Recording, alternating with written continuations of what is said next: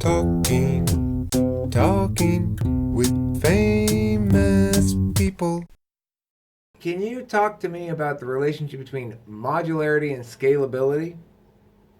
Yeah, those two are pretty correlated.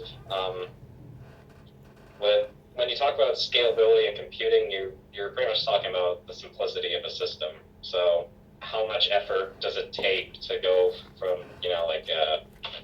like I got my Android phone in my hand, so we have software in this phone that started on pretty much a mainframe computer, something that takes up a whole entire building, and now essentially the same code is running on something that fits in my hand. So when you talk about scalability, that's what you're talking about. That's physical scalability. I'm talking about Yeah. architectural scalability. Like, for example, Yeah, no. The architectural scalability follows that you took something from a computer, like 20, 30 years ago. It's essentially the same code, and you're able to port it over without much effort at all to a new platform that's 30 times smaller at the same time. to me, it's very important to construct a taxonomy that is prepared to account for everything in an efficient way that might come its way down the road.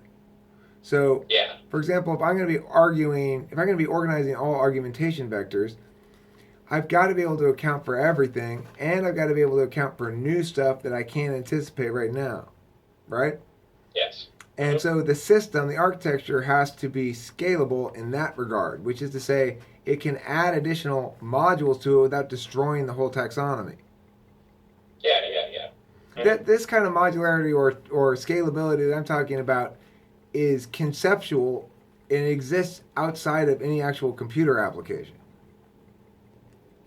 In its use, it exists outside of the computer application, but the same rules apply. So What do you think those I rules? remember in our last talk we were talking about this kind of thing, and I suggested that there might actually be a programming language application somewhere in here. So you essentially start with a simple set of rules, like you were saying modes of argumentation. So different leaps of logic and fallacies and all that. You have very simple rules that you start with. Like I was talking about with modulo and all of that.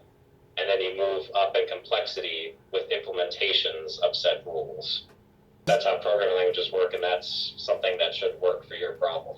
But the trick is with that I approach is you want ultimately, let's say you make your initial severance, because your initial severance doesn't have to be 2, it can be 3 or 4 in my mind. Yeah.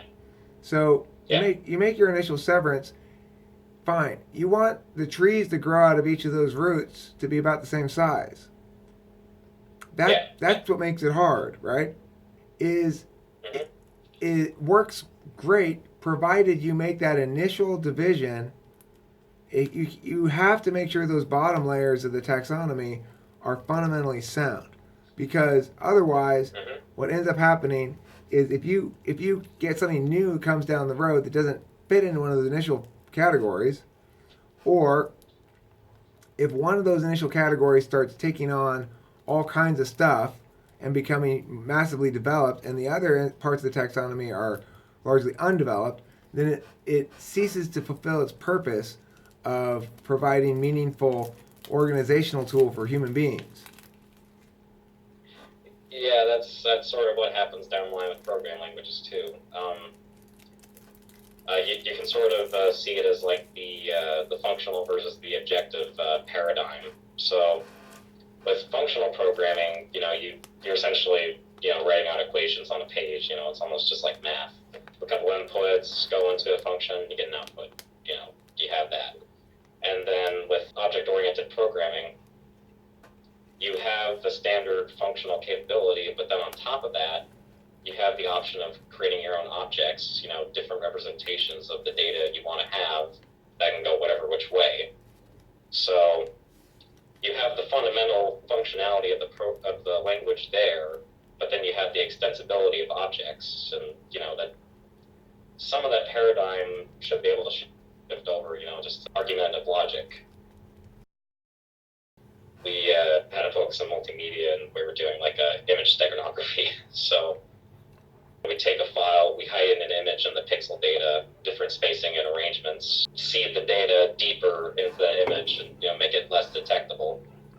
There was a whole bunch of different conditionals and modulos that we had to get going through that in order to make it work. So wait, what do you mean? Make the and data less detectable. What does that mean? we were taking any kind of like digital file, music, document, PDF, whatever you want.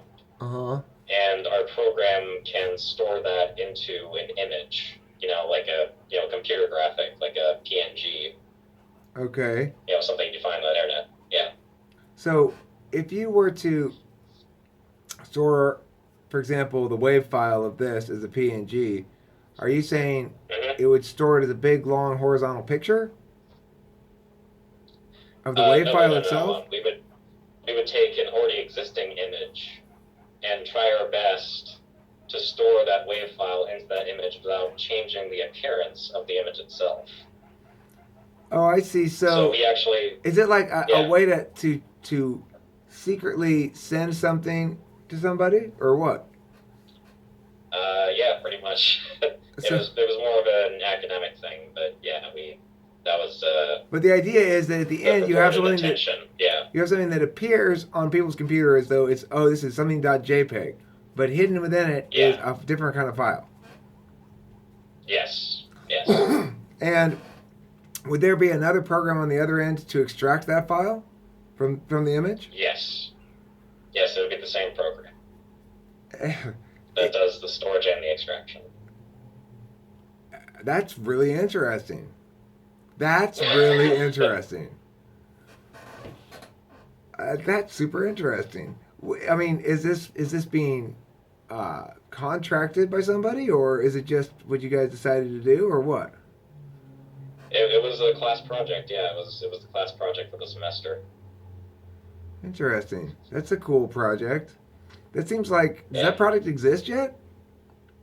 Originally, these techniques started in like really obscure, like KGB, CIA type.